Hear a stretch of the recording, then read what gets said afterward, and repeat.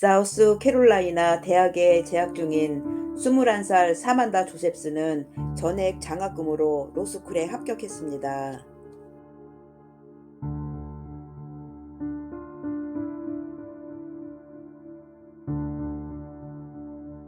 칠면조 사냥꾼들이 산속에서 칠면조가 있는지 살피고 있습니다. 그런데 나무 가까이에서 밝은 오렌지색이 보였고 가까이 가서 확인하자 나무에 기대 손발이 묶인 채 사망한 여성의 시신을 발견했습니다. 신고를 받은 경찰은 숲으로 향했고 사망한 여성은 밝은 오렌지색 옷을 입고 있었는데 120번이나 칼로 공격당해 사망한 것으로 보였습니다.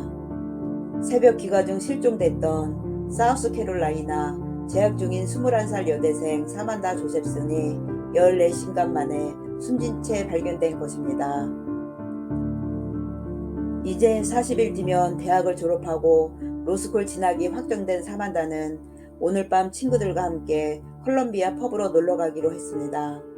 목요일 밤이었지만 파이브 포인트는 대학생들로 넘쳐나 있었고 사만다와 친구들은 벌드 도구에 도착했습니다.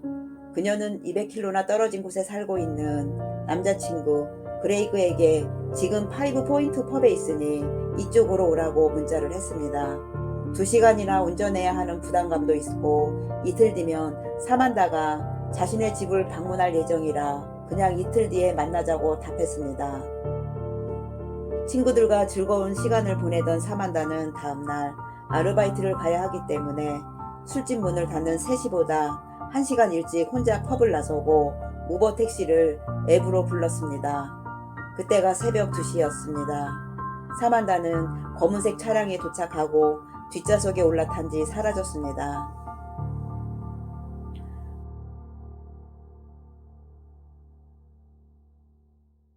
2시가 넘어가자 잠자리에 들기 전 남자친구는 사만다가 집에 잘 도착했는지 우버 택시를 잘 탔는지 우버 앱을 확인했습니다. 그러나 그녀는 집과는 반대 방향으로 이동하고 있었습니다. 왜 집과는 반대 방향으로 이동하고 있는지 의아해진 남자친구 그레이그는 그녀에게 계속 전화했지만 받지 않았습니다. 그는 사만다의 룸메인 칼리에게 전화했습니다.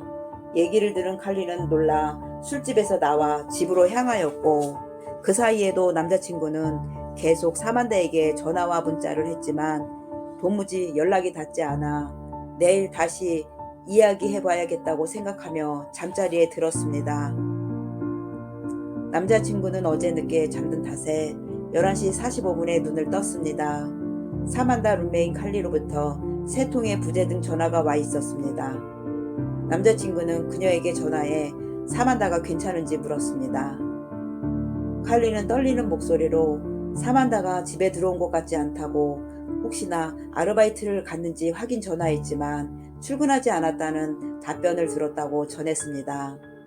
그레이그는 그 길로 바로 사만다와 칼리가 살고 있는 집으로 향했습니다. 칼리는 집안을 둘러보며 어떠한 단서가 될 만한 것이 있는지 살폈고 사만다의 노트북이 눈에 들어왔습니다. 칼리가 사만다의 노트북을 켜자 우버 택시가 로그인되어 있었는데 오늘 새벽 우버는 사만다가 나타나지 않아 취소된 상태였습니다. 사만다가 우버를 타지 않았다는 사실을 그들은 알게 됐습니다.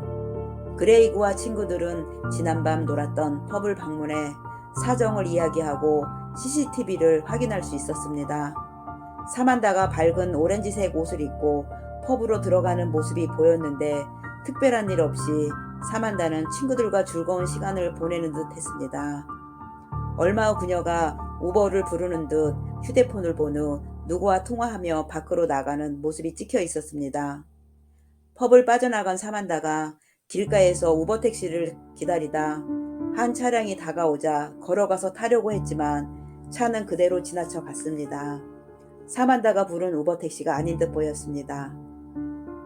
얼마 후 검은색 세단이 주차 자리로 들어왔고 사만다가 차량 뒷자리로 탑승하는 모습을 확인할 수 있었습니다. 차량은 쉐비 임팔라였는데 사만다를 픽업하기 전 어떤 동선으로 움직였나 확인하자 15분 전부터 펍 주위를 돌아다니다가 사만다가 혼자 서 있는 모습을 확인한 듯 펍 바로 옆에 있는 주차장을 돌아 그녀의 앞쪽으로 이동했습니다. 몇 분 사이로 그녀의 우버가 도착해 잠시 기다리다가 떠나는 모습도 찍혀 있었습니다. 남자친구와 친구들은 이 영상을 즉시 경찰에 넘겼고 경찰은 펍 주위에 있는 CCTV를 모두 확인하며 검은색 세단을 추적하기 시작했습니다. 밤길을 순찰하던 경찰은 한 차량이 수상해 보여 차를 세웠습니다. 천천히 차량으로 다가가 운전면허증 제시를 요구하자 얼마 전 면허증을 잃어버렸다고 답하는 운전자가 너무 수상해 보인 경찰은 차 밖으로 나오라고 명령했습니다. 경찰은 차량 안을 수색할 작정이었는데 차량 밖으로 나온 운전자가 갑자기 뛰어 도망가기 시작했습니다. 드디어 다음날 토요일 새벽 3시 경찰은 사만다를 납치 및 살해 혐의로 나다니엘 데이비드 폴란드를 검거했습니다. 그의 차 검은색 임팔라 차량 내부에서 사만다의 휴대전화를 수거했으며 조수석과 트렁크에 사만다의 혈흔을 발견했다고 합니다. 경찰서로 연행되어 온 라다니엘은 어떠한 진술도 거부하고 누워만 있었습니다. 경찰은 그에게서 아무런 말을 듣지 못하자 라다니엘의 여자친구에게 연락했습니다. 라다니엘 여자친구 마리아 화월드가 경찰서로 불려왔습니다. 그녀에 따르면 목요일 새벽 1시 30분쯤 그녀는 잠자리에 들었으며 그때까지 남자친구는 집안에 있었다고 했습니다. 그러나 아침에 눈을 떴을 때는 그는 집안에 없었고 7시까지 일을 가야 했던 그녀는 라다니엘이 빨리 집으로 돌아와 자신을 일하는 가게까지 데려다 주기를 기다려야 했습니다. 시간이 다 되어 가는데도 남자친구가 나타나지 않자 계속 전화를 걸었고 결국 그는 7시 45분쯤에 나타나 자신을 가게까지 데려다 줬다고 진술했습니다. 나다니엘은 7시간 동안 사라진 셈이었습니다. 여자친구가 그의 차에 탔을 때 락스 냄새가 심하게 나서 차를 닦았냐고 물었고 뒷자리를 보자 피가 많이 묻어있는 것을 목격했다고 합니다. 경찰은 왜 신고하지 않았냐고 추궁했고 그녀는 남자친구가 너무 무서워 신고하지 못했다고 진술합니다. 나다니엘은 여자친구가 잠들자 컬럼비아를 돌며 강도할 사람이 있는지 몰색하기 시작했습니다. 펍이 모여있는 5포인트를 돌며 대상자를 물색하고 있을 때 혼자 서 있는 사만다를 발견했습니다. 말을 걸기 위해 그녀 앞으로 차를 세우려 하자 갑자기 그녀가 차문을 열고 차량에 탑승했다고 진술했습니다. 나다니엘은 손쉽게 사만다를 납치한 후 차를 몰아 후미진 곳으로 가자 사만다가 눈치를 채고 문을 열고 탈출을 시도했습니다. 하지만 이미 나다니엘이 어린이 보호장치를 눌러놔 그녀는 문을 열 수 없었습니다. 아무도 없는 한적한 곳에 차를 세우고 뒷문을 열고 잭나이프로 그녀를 위협하기 시작했지만 그녀 역시 필사적으로 대항했습니다. 사만다가 거세게 반항하자 나다니엘은 잭나이프로 그녀를 찌르기 시작했고 사만다는 탈출을 위해 맨발로 창문을 부수려고 안간힘을 썼지만 허사였습니다. 반항하는 사만다를 향해 있는 힘껏 칼을 휘두른 그는 결국 그녀를 120번 넘게 공격해 살해했습니다. 나다니엘은 사망한 사만다를 싣고 100km 떨어진 뉴 자이언스에 시신을 유괴하고 도망쳐 버렸습니다.